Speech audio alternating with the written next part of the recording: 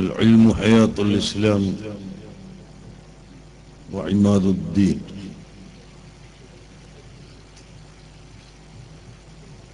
صدق رسول الله صلى الله عليه وسلم.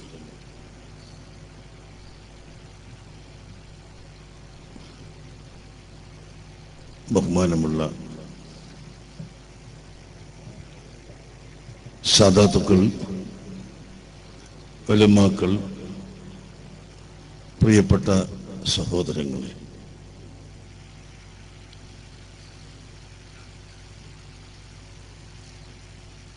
അല്ലാഹു സുബ്ഹാനഹു വ തആല അവന്റെ ദീൻ ഇവിടെ നിലനിർത്തിയത് വ്യക്തികളിലൂടെയാണ്. അതിന് ഒന്നാമത്തെ തെളിവ്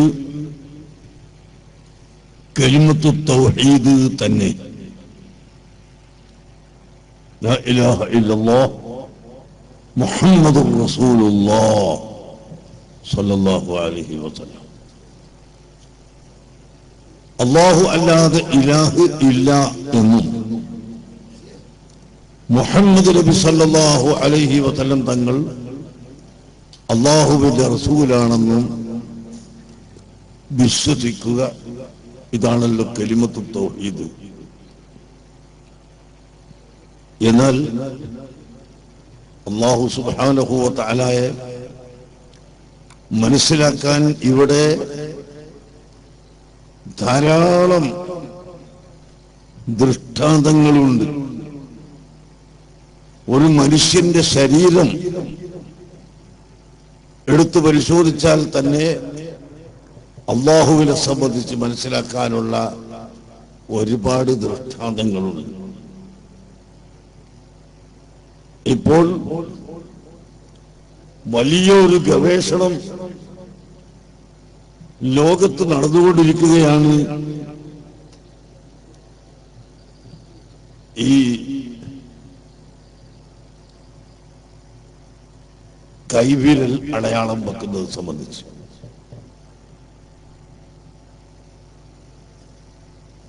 ഫിംഗർ സെൻട്രംബ്രഷ് എന്ന് പറയുന്നത് ഈ കൈവിരൽ അടയാളം പറമ്പ് വെക്കുമ്പോഴും കൊള്ളുമ്പോഴും, ആധാരം കൈമാറുമ്പോൾ, പാസ്പോർട്ട് എടുക്കുമ്പോൾ, യാത്ര ചെയ്യുമ്പോൾ, എല്ലാ സ്ഥലത്തും കൈവിരലിന്റെ ഒപ്പുവെച്ചു കൊടുക്കണം.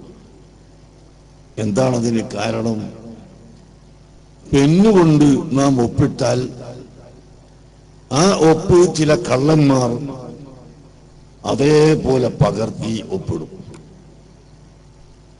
ഒരാൾ തന്നെ ഒരിക്കൽ ഒപ്പിടുന്നത് പോലെ പൂർണ്ണമായി മറ്റൊരിക്കൽ അയാൾക്ക് ഇടാൻ കഴിയുകയുമില്ല. ഒരു ചെറിയ മാറ്റമെങ്കിലും ഉണ്ടാവും. എന്നാൽ കൈവിരലിന്റെ അടയാളം വെച്ചാൽ മാറ്റം വരികയില്ല. ഒരു കൈവിരലിന്റെ അടയാളത്തോട് തുല്യമായി മറ്റൊരാളുടെ കൈവിരൽ ഇല്ല. എത്ര ജനങ്ങൾ, കോടിക്കണക്കായ ജനങ്ങൾ. നമ്മുടെ ഇന്ത്യ രാജ്യം ഭരണഘടന എഴുതിയ അക്കാലം മുതൽക്ക് ഇന്ത്യയിൽ തുടങ്ങിയതാണ് കൈയൊപ്പ്. ഗൾഫ് രാജ്യങ്ങളിലും ലോകം മുഴുക്കെ ഈ സമ്പ്രദായമുണ്ട്. എന്നാൽ എവിടെയാണ് ഈ വ്യത്യാസം? ഈ കൈവിരലിന്റെ ഇത്രയും ചുരുങ്ങിയ ഒരു അര ഇഞ്ച് സ്ഥലത്ത് നമ്മുടെ പ്രഥമ ദൃഷ്ടിയിൽ നോക്കിയാൽ കാണാത്ത ചെറിയ ചെറിയ വരകൾ, വളരെ സൂക്ഷ്മമായി പരിശോധിച്ചാൽ കാണുന്ന വരകൾ, ഒരു മനുഷ്യന്റേതുപോലെ മറ്റൊരു മനുഷ്യന്റേതില്ലാത്ത വിധം ഇവിടെ വ്യത്യാസപ്പെടുത്തിയത് സർവശക്തനായ അല്ലാഹു അല്ലാതെ ആർക്ക് കഴിയും? ആർക്കും കഴിയുകയില്ല.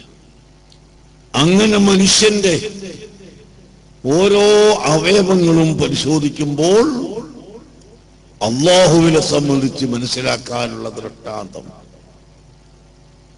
അലം യജ്അൽ ലഹു ഐനൈനി വലിസാനൻ വശഫത്തൈൻ.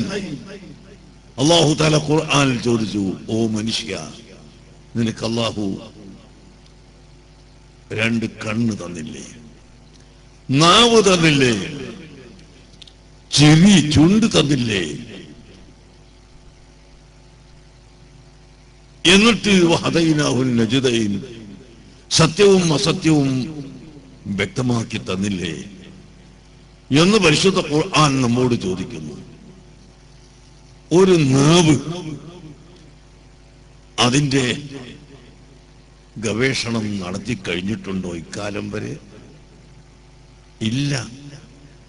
നിങ്ങൾ സാധനം എടുത്ത് വായിലൊക്കെ വെക്കുമ്പോൾ ഇത് കയ്പ് ഉള്ളതാണ് വിവരം തരുന്നത് നമ്മുടെ നാവ്, പുളിയുള്ളതാണ് വിവരം തരുന്നത് നാവ്, എരിവ് ഉള്ളതാണ് നാവ് കൊണ്ട് മനസ്സിലാക്കാൻ കഴിയുന്നു.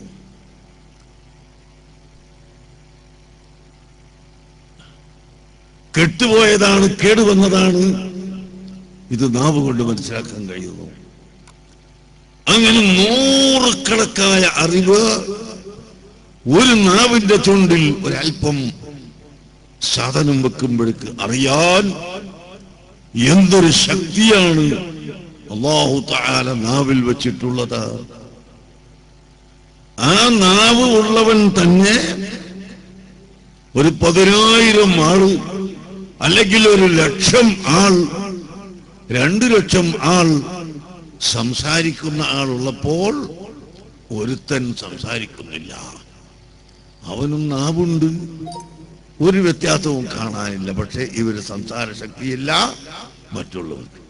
അല്ലാഹു തആല ഈ ലക്ഷക്കണക്കിന് ആളുകൾക്ക് സംസാര ശക്തി കൊടുത്തവനും കൊടുത്ത അവന്റെ ആ ശക്തിയും മഹത്വവും മനസ്സിലാകാൻ വേണ്ടി ഒരുത്തന് സംസാരിക്കാത്തവൻ. നാവുണ്ട്, എല്ലാമുണ്ട്, ചിരി മുറിഞ്ഞു പോയി, സംസാരിക്കാൻ കഴിയില്ല. അതാണ് വശഫത്തൈനി അല്ലാഹു ചോദിക്കുന്നത്, നിനക്ക് നാവ് തന്നോ, ചുണ്ട് തന്നോ, കണ്ടു തന്നോ? ഇങ്ങനെ മനുഷ്യന്റെ ശരീരത്തിലുടനീളം നാം പരിശോധിച്ചാൽ മൻ അറഫ നഫ്സഹു ഫഖദ് അറഫ റബ്ബഹ്. ഒരു മനുഷ്യന്റെ ശരീരത്തെ ഒരാൾ അറിയുന്ന പക്ഷം അല്ലാഹുവിനെ അറിയാൻ അതിൽ തെളിവുകൾ ഉണ്ട്. ഒരു കവി പറഞ്ഞു, വതളുന്നു അന്നക ജിസ്മുൻ അസ്ഗറു വഫീക തവൽ ആലമുൽ അക്ബറു. നീ ഒരു ചെറിയ ശരീരമായി നിന്നെ മനസ്സിലാക്കുന്നു, പക്ഷേ വഫീക തവൽ ആലമുൽ അക്ബറു, വലിയ ഒരു ലോകം തന്നെ നിന്റെ ശരീരത്തിൽ അന്തർലീനമായി കിടക്കുകയാണ്. ലോകം മുഴുവനും ശരീരത്തിൽ അന്തർലീനമായി കിടക്കുകയാണ്. ഒരാള് ഈ മണ്ണുമാന്തി JCB-നെ പറ്റി എഴുതി. അയാൾ പറയുന്നത് അത് കൈകൊണ്ട് കെട്ടിപ്പിടിച്ചാൽ ഇങ്ങനെ ആക്കാൻ കൊത്താൻ കഴിയും, ഇങ്ങനെ ആക്കാൻ കഴിയും, ഇങ്ങനെ ആക്കാൻ കഴിയും. ഇതെല്ലാം ഈ ഒറ്റ കൈ കൊണ്ട് 100 തരക്കാക്കണ്. ഇത് കണ്ടിട്ടാണ് ഇവിടുത്തെ JCB കണ്ടുപിടിച്ചത്. അല്ലേ? അങ്ങനെ ആയിക്കൂടെ? അപ്പോൾ അല്ലാഹു സുബ്ഹാനഹു വ തആല ഉണ്ട് എന്നും അവൻ ഏകനാണെന്നും അവൻ സർവശക്തനാണെന്നും മനസ്സിലാക്കാൻ ധാരാളം തെളിവുകൾ മനുഷ്യന്റെ ശരീരത്തിൽ തന്നെ ഉണ്ട്. പിന്നെ ആകാശത്തിലും ഭൂമിയിലും കടലിലും കരയിലും അല്ലാഹുവിന്റെ ദൃഷ്ടാന്തത്തെ മനസ്സിലാക്കാനുള്ള ധാരാളം തെളിവുകൾ ഉണ്ട്. പക്ഷേ ആ തെളിവുകളൊക്കെ ഉണ്ടായിട്ട് ആ വിഷയത്തിൽ ചിന്തിച്ചുകൊണ്ടിരിക്കുന്ന ഫിലോസഫികൾ, ശാസ്ത്രജ്ഞന്മാർ, സയന്റിസ്റ്റുകൾ എത്രയെത്ര ആളുകളാണ് ഇസ്ലാം മതം സ്വീകരിക്കാത്തത്? എത്രയെത്ര ആളുകളാണ് അല്ലാഹുവിനെ തള്ളിപ്പറയുന്നത്? അപ്പോൾ ഈ ഭൗതികമായ രേഖകളും തെളിവുകളും മാത്രം പോരാ, മറിച്ച് അല്ലാഹുവിന്റെ ഹബീബ് മുഹമ്മദുർ റസൂലുള്ളാഹി സല്ലല്ലാഹു അലൈഹി വസല്ലമ തങ്ങളെ മനസ്സിലാക്കുകയും വിശ്വസിക്കുകയും പഠിക്കുകയും പഠിപ്പിക്കുകയും ചെയ്യണം. അപ്പോഴേ അല്ലാഹുവിനെ സംബന്ധിച്ച് ശരിക്കും മനസ്സിലാക്കാൻ കഴിയുള്ളൂ. അത്രയും വലിയ മഹോന്നതരായ നിലയിൽ ഏറ്റവും വലിയ സ്ഥാനം കൊടുത്തുകൊണ്ട് അല്ലാഹുവിന്റെ ഹബീബിനെ അല്ലാഹു തആല ഇവിടെ വളർത്തിക്കൊണ്ടുവന്ന് 40 വയസ്സായപ്പോൾ റിസാലത്ത് കൊടുത്തു. അല്ലാഹു സുബ്ഹാനഹു വ തആല എല്ലാ അറിവുകളും അങ്ങ് കൊടുത്തു. എല്ലാ അറിവുകളും നുബുവത്തോടുകൂടി റിസാലത്തോടുകൂടി അങ്ങോട്ട് കൊടുക്കുന്നു. അങ്ങനെ വലിയ മഹോന്നതമായ സ്ഥാനത്ത് അല്ലാഹുവിന്റെ ഹബീബിനെ എത്തിക്കുന്നു. പ്രിയപ്പെട്ട മുഅ്മിനുകളെ, അല്ലാഹു സുബ്ഹാനഹു വ തആല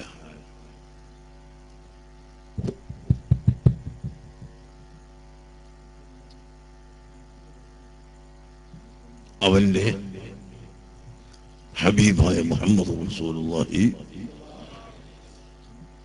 സ്വല്ലല്ലാഹു അലൈഹി വസല്ലമ തങ്ങളിലൂടെ ഇവിടെ തൗഹീദ് പഠിപ്പിച്ചു, ദീൻ പഠിപ്പിച്ചു,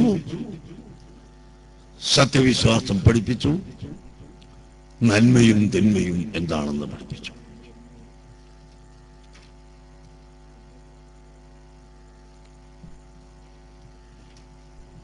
അതുകൊണ്ട് നാം എല്ലാവരും അല്ലാഹുവിന്റെ ഹബീബിനെ സംബന്ധിച്ച് പഠിക്കുകയും പഠിപ്പിക്കുകയും ചെയ്യണമെന്ന് ആദ്യമായി ഞാൻ ഓർമ്മപ്പെടുത്തുകയാണ്. അതിനുശേഷം ഖുലഫാഉർ റാഷിദുകളായ സഹാബികളിലൂടെ അല്ലാഹു തആല ദീൻ ഇവിടെ ലോകത്ത് നിലനിർത്തി. താബിഈകളിലൂടെ ദീൻ ഇവിടെ നിലനിർത്തി. പിന്നെ വലിയ വലിയ ഔലിയാക്കൾ, വലിയ വലിയ പണ്ഡിതന്മാർ, അവരിലൂടെ അല്ലാഹു തആല ദീൻ നിലനിർത്തി.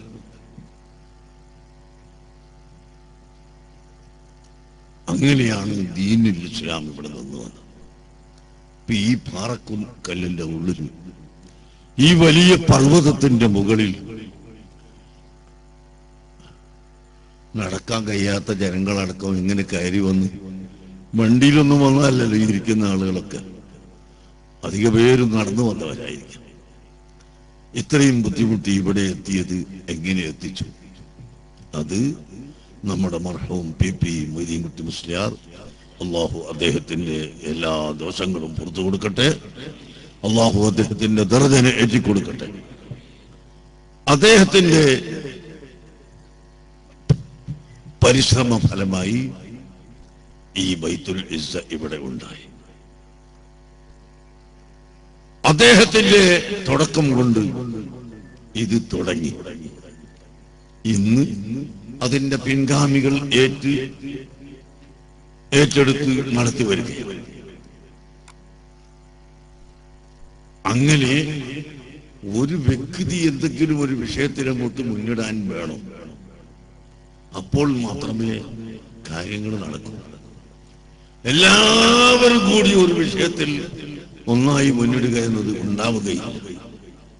ഒരു വ്യക്തി, അദ്ദേഹത്തിന് കൂടെ പിന്നൊരാൾ കൂടി അങ്ങനെ ആളുകൾ കൂടിയിട്ടാണ് സ്ഥാപനങ്ങളും ദീനിന്റെ പ്രവർത്തനങ്ങൾ നടക്കുക. ആ നിരക്ക് ആണ് ഈ സ്ഥാപനത്തിന്റെയും തുടക്കവും നടത്തുന്നതും എന്ന് ഞാൻ ഓർമ്മപ്പെടുത്തുകയാണ്. ഇവിടെ നമ്മൾ സൂക്ഷിക്കേണ്ടത്, AP മുഹമ്മദ് മുസ്ലിയാർ പറഞ്ഞു, നിങ്ങൾ പോയില്ലല്ലോ, എന്ത് പറഞ്ഞു?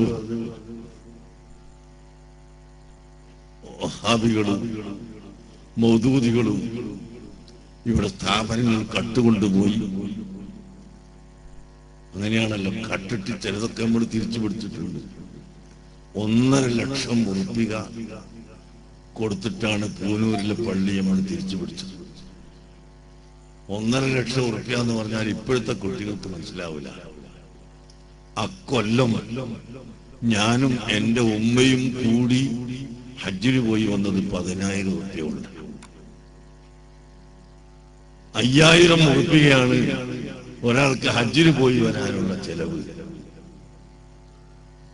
300 ഉറുപ്പ്യ കപ്പലിന്, 350 ഉറുപ്പ്യ കപ്പലിന് കൊടുക്കണം. ഹോട്ടലില് മദീനത്ത് എന്നാൽ 100 ഉറുപ്പ്യ കൊടുക്കണം. ആ കാലഘട്ടമാണ്. അന്ന് 1,50,000 ഉറുപ്പിക ഞാനും അവരാണ്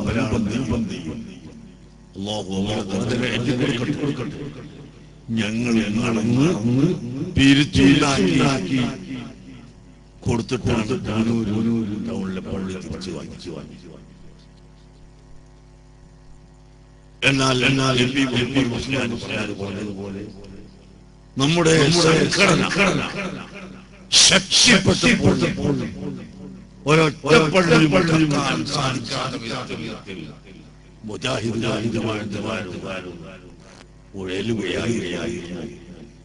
പക്ഷെ ഒരു കാര്യം കൂടി നാം ശ്രദ്ധിക്കേണ്ടതുണ്ട്.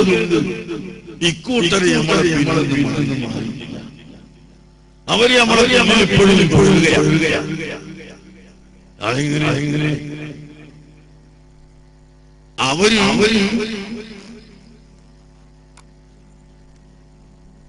തുടരുന്നത്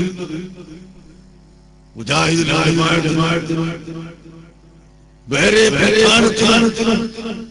നമ്മുടെ സ്ഥാപനങ്ങൾ കണ്ടുപോകാൻ കഴിയില്ല. സംഘടന സുശക്തമാണ് എന്ന് ബോധ്യപ്പെട്ടപ്പോൾ പിന്നീട് അവരുടെ ഒരു ദുർചെയ്തിയാണ് സുന്നികളെ വികൽപ്പിച്ചത്. നിങ്ങൾ ശ്രദ്ധിക്കണം. സുന്നികളെ ഭിന്നിപ്പിച്ചിട്ട് ഇപ്പോൾ എന്താണ് താജുൽ ഉലമ തങ്ങളെ ജുമാന്റെ മുമ്പ് പ്രസംഗിക്കേണ്ട എന്ന് പറഞ്ഞാൽ നമ്മൾ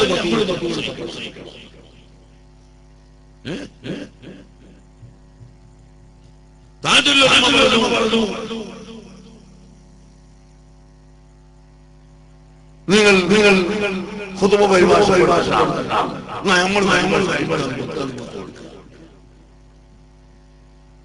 താജുൽ ഉലമ എന്ന് പറഞ്ഞു സ്ത്രീകളെ നമ്മൾ കൊണ്ടുപോകണം. ഇങ്ങനെ യഥാർത്ഥ സുന്നത്ത് ജമാഅത്തിന്റെ ആലിമീങ്ങൾ, സുന്നത്ത് ജമാഅത്തിന്റെ ആശയത്തിലുള്ള പണ്ഡിതന്മാർ പറയുന്നതിനെതിര് എന്തു തന്നെയാണ് ഇപ്പൊ പകൽ എന്ന് പറഞ്ഞാൽ ഈ നിലയ്ക്ക് പറയാൻ കുറച്ച് പണ്ഡിതന്മാരെയും ഉണ്ടാക്കിയിട്ട് ഇപ്പോൾ നടക്കുന്നുണ്ട്. ഇതും കൂടി നമ്മുടെ ശ്രദ്ധയിൽ വേണം. നേരിട്ട് പിടിച്ചെടുക്കാൻ കഴിയാത്തപ്പോ വളഞ്ഞ വഴിയിൽ പിടിച്ചെടുക്കുക. അവർക്ക് പിടിച്ചെടുത്തുകൊണ്ട് എന്താ ആവശ്യം? ദീനിന്റെ ആശയങ്ങൾ ഇല്ലാതിരിക്കണം. സുന്നത്ത് ജമാഅത്തിന്റെ ആശയം അതില്ലാതിരിക്കണം. അതാണല്ലോ വിദ്യാർത്ഥികളുടെ ലക്ഷ്യം. അത് നേരിട്ട് പിടിച്ചെടുത്താലും ശരി, ഇനി പിടിച്ചെടുക്കാണ്ട് സുന്നികളിൽ ഒരു വിഭാഗത്തെ പിടിച്ചെടുത്തുകൊണ്ട് ആ സുന്നികളെ യഥാർത്ഥ സുന്നത്ത് ജമാഅത്തിനെതിരെ പ്രവർത്തിപ്പിക്കുന്ന ഒരവസ്ഥ വന്നാലും ഈ മുജാഹിദുകൾക്ക് സമാധാനമായി, ജമാഅത്തെ ഇസ്ലാമിക്ക് സമാധാനമായി.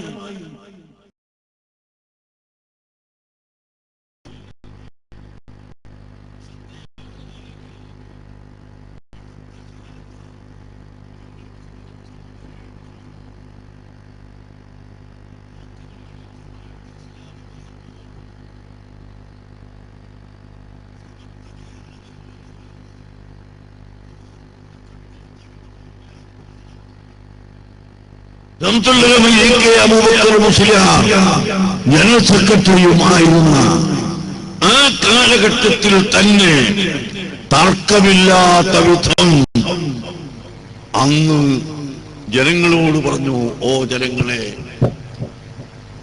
ജമാഅത്തെ ഇസ്ലാമി എന്നത് മതസംഘടനയല്ല, അത് ഇവിടുത്തെ ഒരട്ടിമറി വിപ്ലവ രാഷ്ട്രീയ സംഘടനയാണ്.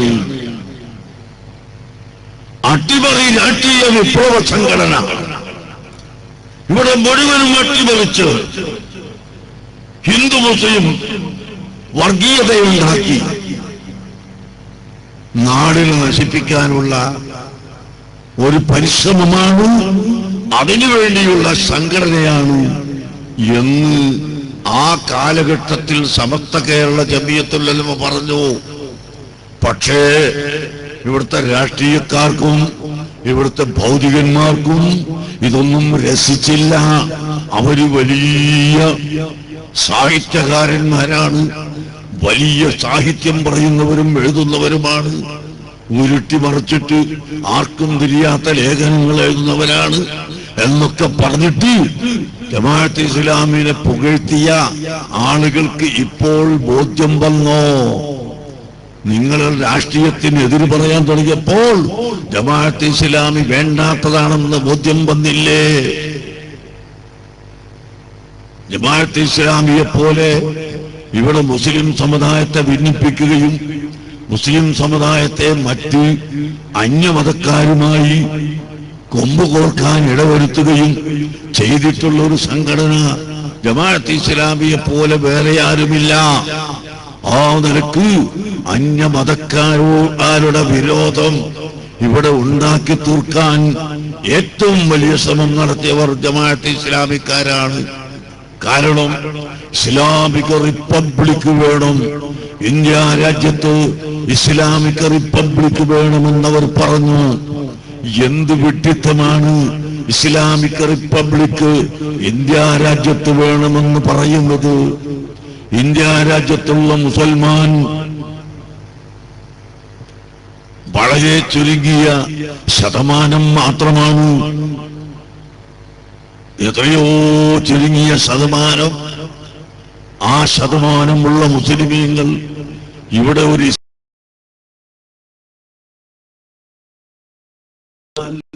അതിന്റെ പേരാണ് ശരിയായ ഭ്രാന്ത്. അതിൽ കുറഞ്ഞ മറ്റൊരു പേര് അതിന് പറയാനില്ല. എന്നിട്ടും ചില ആളുകൾ അതിന് പിന്നാലെ ഓടി നടന്നു നല്ല ഒരു ന്യായമാണ്, തത്വമാണ് പറയുന്നത്. ഇപ്പോഴാണ് അവർക്ക് കാര്യം ബോധ്യമായത്. ജമാഅത്തെ ഇസ്ലാമിക്കാർ ഇവിടെ രാഷ്ട്രീയമുണ്ടാക്കുകയാണ്, അവരുടെ പ്രത്യേക രാഷ്ട്രീയമാണ്, അതിന്റെ നയമാണ് എന്നവർക്ക് ബോധ്യമായി വരുന്നത്. അതുകൊണ്ട് സുന്നത്ത് ജമാഅത്തിന്റെ ആളുകൾ പറയുന്നത് അത് ശ്രദ്ധിച്ച് മനസ്സിലാക്കുകയും അത് ബോധ്യപ്പെടുത്തുകയും ചെയ്യണമെന്ന് ഞാൻ ഈ സമയത്ത് ഓർമ്മപ്പെടുത്തുകയാണ്. നോക്ക്, നിങ്ങൾ നമ്മളെ കേരളത്തിൽ ഇപ്പൊ എല്ലാ സ്ഥലത്തും പല സ്ഥലത്തും കാട്ടു നടക്കുക, പള്ളികൾ പിടിച്ചെടുക്കാൻ വേറെ കൂട്ടരാ വരുന്നത്. മുജാഹിദ് ജമാഅത്തൊന്നല്ല, സുന്നി എന്നുള്ള പേരും പറഞ്ഞുകൊണ്ട് പള്ളികൾ പിടിച്ചെടുക്കാൻ, എന്നിട്ടോ അവിടെ എല്ലാ സ്ഥലത്തും തറപ്രസംഗം നടത്തുക. മുജാഹിദ് വിജയിച്ചില്ലേ? മുജാഹിദ് വിജയിച്ചല്ലോ. ചില സ്ഥലത്ത് കുറെ ദിവസം തറപ്രസംഗം നടത്തുമ്പോൾ എന്തിനാ അത് രണ്ടു പണി എടുക്കുന്നത്? നമ്മൾ ഏതായാലും അത് മെമ്പറിൽ നിന്നും തന്നെ ആക്കാതെ വന്നിട്ട് അങ്ങോട്ട് മെമ്പർമാർക്ക് മാറ്റി. മുജാഹിദ് വിജയിക്കുകയാണ്, ജമാഅത്തെ ഇസ്ലാമി വിജയിക്കുകയാണ്. ഇത് ഇവിടുത്തെ സുന്നികൾക്ക് മനസ്സിലാവുന്നില്ല എങ്കിൽ നമ്മൾ അപകടത്തിൽപ്പെട്ടു പോകും. അതുകൊണ്ട് വളരെ ഗൗരവമായി ചിന്തിച്ച് അഹ്ലു സുന്നത്തി വൽ ജമാഅത്തിന്റെ ആശയങ്ങളും ആദർശങ്ങളും ഇവിടെ നിലനിർത്തുന്നതിന് വേണ്ടി ഒറ്റക്കെട്ടായി സുന്നത്ത് ജമാഅത്തിന്റെ പ്രവർത്തകർ മുന്നേറണം. വളരെ ശ്രദ്ധയിൽ തന്നെ നിങ്ങൾക്ക് വേണം. അല്ലെങ്കിൽ നമ്മുടെ സ്ഥാപനങ്ങളും നമ്മുടെ പള്ളികളും എല്ലാം ഭാഗികമായി പിടിച്ചെടുത്ത് മാറ്റിമറിച്ച് കുറുക്കന്റെ കയ്യിൽ കോഴിയെ കൊടുക്കുന്നത് പോലെ ഇവിടുത്തെ സുന്നി എന്ന പേര് പറഞ്ഞുകൊണ്ട് സുന്നത്ത് ജമാഅത്തിന്റെ സ്ഥാപനങ്ങൾ മറ്റുള്ളവരുടെ കയ്യിൽ കൊടുക്കാനുള്ള ഒരു പ്രവണതയാണ് ഈ നാട്ടിൽ നടക്കുന്നത് എന്ന് നമ്മൾ മനസ്സിലാക്കണം. ഇത് ഗൗരവമായി ചിന്തിക്കുക. പിന്നെ പ്രിയപ്പെട്ട സഹോദരങ്ങളെ, ഈ കുന്നിന്റെ മുകളിൽ ഈ സ്ഥാപനം ഉണ്ടാക്കണമെങ്കിൽ എത്ര പ്രയാസമുണ്ട്. അതൊന്നും പറഞ്ഞാൽ അങ്ങോട്ട് കാതിൽക്ക് കടക്കാണ്ട് എന്തുണ്ട് ദോഷം, എന്തുണ്ട് ഒരു പോരായ്മ, അത് മാത്രം നോക്കി നടക്കുന്ന ചില മനുഷ്യന്മാരുണ്ട്. സഹോദരങ്ങളെ, നിങ്ങൾക്കതൊന്ന് ചെയ്തു നോക്കിക്കൂടെ? ഈ കുറ്റം പറയുന്നവരോട് ഞാൻ പറയാം, നിങ്ങൾക്കതൊന്ന് ചെയ്തു നോക്കിക്കൂടെ? മർക്കസ് തഖാഫത്ത് സുന്നിയ 22,000 കുട്ടികൾ ഇന്ന് മർക്കസിൽ പഠിക്കുന്നുണ്ട്. അതിന്റെ കീഴിൽ നേരിട്ട് തന്നെ കശ്മീരിലും ബീഹാറിലും ബംഗാളിലുമെല്ലാം പഠിക്കുന്ന മദ്രസകളും സ്കൂളുകളും നോക്കിയാൽ 1,00,000 വിദ്യാർത്ഥികൾ വേറെയും ഉണ്ട്. ഈ വിദ്യാർത്ഥികളിൽ വലിയ വിഭാഗത്തിന് സൗജന്യമായി ഭക്ഷണവും വെള്ളവും വസ്ത്രവും എല്ലാം കൊടുക്കുന്നു. ഇത് തെറ്റാണോ സുഹൃത്തുക്കളെ? അതുപോലെ ഈ ബൈത്തുൽ ഇസ്സയിൽ 100-300ഓളം കുട്ടികൾക്ക് സൗജന്യമായി ഭക്ഷണവും വെള്ളവും വെളിച്ചവും പഠനവും നൽകുന്നു. അഗതി മന്ദിരത്തിലും ദൈവാക്കോളത്തിലുമെല്ലാമായി 100-300ഓളം കുട്ടികൾക്ക് സൗജന്യ വിദ്യാഭ്യാസം നൽകുന്നു. ഇത് ചെറിയ കാര്യമാണോ സഹോദരങ്ങളെ? അത് മനസ്സിലാക്കിയിട്ട് നമ്മൾ ചെയ്യണം. കൊടുക്കാൻ കഴിയെങ്കിലും കൊടുക്കണം, കൊടുക്കുന്നില്ലെങ്കിലും അതൊന്ന് അംഗീകരിച്ച് മറ്റുള്ളവരോട് ദോഷം പറയാതെ നമ്മൾ നിൽക്കണം. അതെന്താ, അതവിടെ കോളേജ് ഫീസ് വാങ്ങിയിട്ടുള്ള കോളേജല്ലേ? എന്ത് ഫീസ് വാങ്ങിയിട്ടു? ഈ കാണുന്ന ഒരൊറ്റ കെട്ടിടം ഉണ്ടാക്കണമെങ്കിൽ ഇപ്പോൾ ചുരുങ്ങിയത് ഒരു 2 കോടി രൂപയില്ലാതെ ഒരു +2 വരെ പഠിപ്പിക്കുന്ന സ്കൂൾ കെട്ടിടം ഉണ്ടാക്കാൻ കഴിയും. ചെറിയ 2 കോടി രൂപ. ഈ 2 കോടി രൂപ ഫീസ് വാങ്ങിയിട്ട് വസൂലാക്കാൻ എത്ര കൊല്ലം വേണം? 10 കൊല്ലം കൊണ്ട് കഴിയൂല. നമ്മുടെ നാട്ടിലുള്ള ചെറിയ ഫീസ് കൊടുക്കും. കാരണം അധ്യാപകർക്ക് ശമ്പളം കൊടുക്കണം, മറ്റ് അറ്റകുറ്റപ്രവൃത്തികൾ നടത്തണം, കറണ്ട് വേണം, ലൈറ്റ് വേണം, അങ്ങനെ പല സൗകര്യങ്ങളും വേണ്ടേ? ബസ് വേണം, വാഹനങ്ങൾ, കുട്ടികളെ കൊണ്ടുവരാനും കൊണ്ടുപോകാനും വാഹനം വേണം. ഈ സൗകര്യങ്ങളൊക്കെ കഴിച്ചിട്ട് ഈ കെട്ടിടത്തിന്റെ പണി പൂർത്തിയായി 2 കോടി രൂപ ചെലവഴിച്ചാൽ അത് എത്ര കാലം കൊണ്ടാണ് കിട്ടുന്നത്?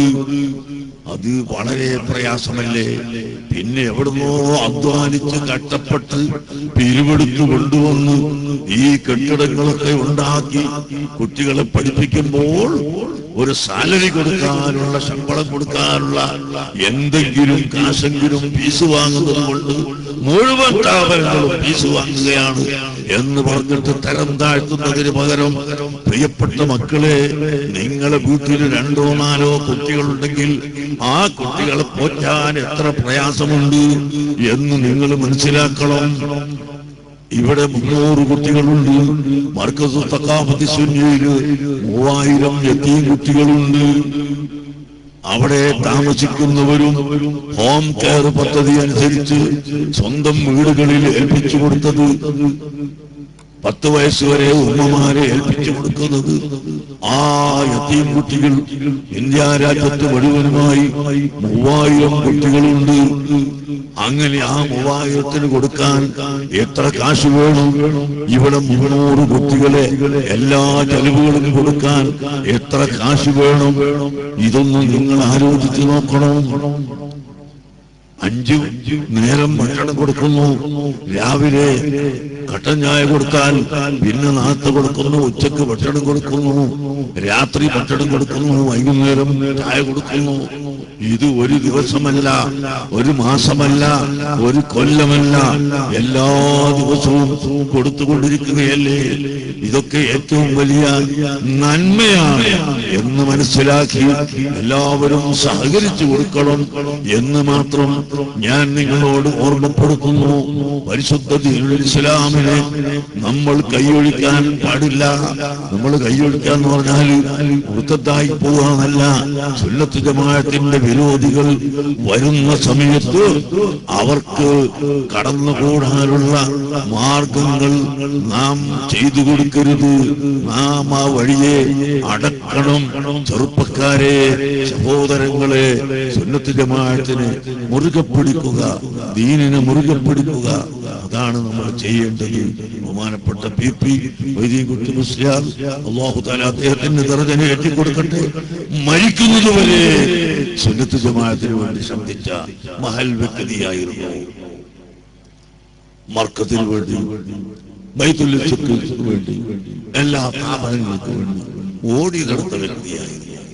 അതുകൊണ്ട് നമ്മളെ കൊണ്ട് കഴിയുന്ന എല്ലാവിധ ഒത്താശകളും ചെയ്തു കൊടുത്ത് വളർത്തിക്കൊണ്ടുവരണമെന്ന് അഹ്ലുസുന്നത്തി വൽ ജമാഅത്തിന്റെ അഖീദയിൽ നമ്മുടെ ചെറുപ്പക്കാർ വളർന്നു വരണം.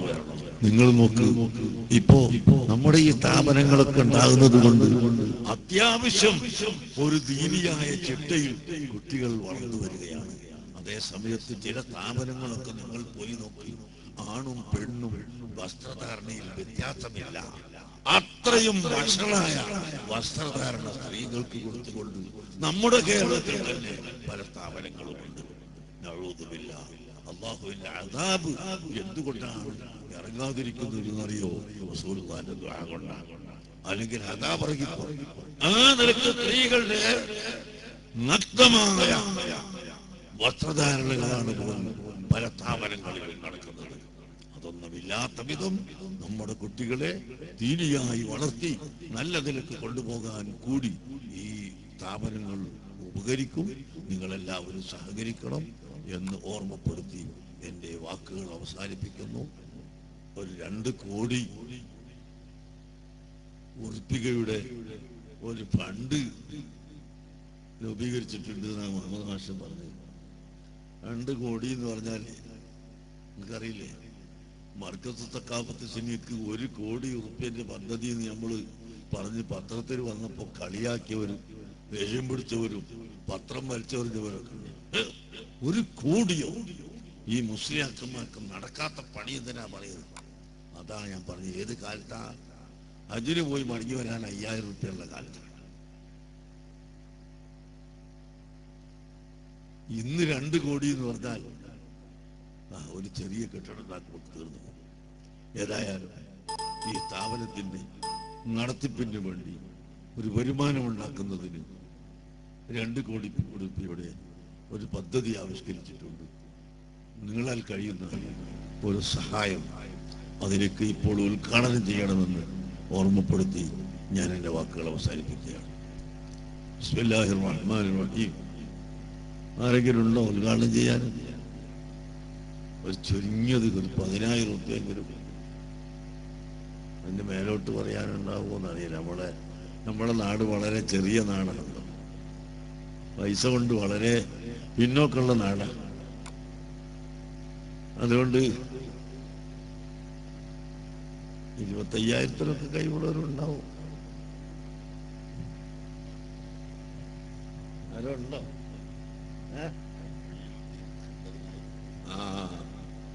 മൊഴീനുദ്ദീൻ പുല്ലാളൂര് അല്ലേ, പാലോടിത്തായോ ഒന്ന് തന്നെ 50,000 രൂപ. അൽഹംദുലില്ലാ, ആ ചെറുപ്പക്കാരൻ അല്ലാഹു ബർക്കത്തിലേറ്റി കൊടുക്കട്ടെ. എന്താ നിങ്ങൾക്ക് മടി ആമീൻ പറയാൻ? അല്ലാഹു തആല അദ്ദേഹത്തിന് ബർക്കത്ത് കൊടുക്കട്ടെ. അദ്ദാഇ വൽ മുഅമ്മിനു ശരീക്കാനി ഫിൽ അജ്രി. ദുആ ചെയ്യുന്ന ആളും ആമീൻ ചൊല്ലുന്ന ആളും 2 കൂട്ടരും പ്രതിഫലത്തിൽ ശരീക്കാണ്. 2 കൂട്ടർക്കും പ്രതിഫലമുണ്ട്. ഒരു മൊഹീനുദ്ദീന് വേണ്ടി നമ്മൾ ദുആക്കുമ്പോൾ നമ്മൾ ആമീൻ ചൊല്ലിയാൽ നമ്മുടെ ദോഷം പുറത്തു കിട്ടും, നമ്മുടെ ആവശ്യങ്ങൾ അത് വീട്ടി തരും. അതാണ് ഇസ്ലാമിന്റെ നിയമം. അല്ലാഹു തആല ചെറുപ്പക്കാരന് ബർക്കത്ത് ചെയ്തു കൊടുക്കട്ടെ. അല്ലാഹു തആല അദ്ദേഹത്തിന്റെ ബിസിനസ്സിൽ ബർക്കത്തിനെ ഏറ്റി കൊടുക്കട്ടെ. ആമീൻ. ഇനി ആരാ?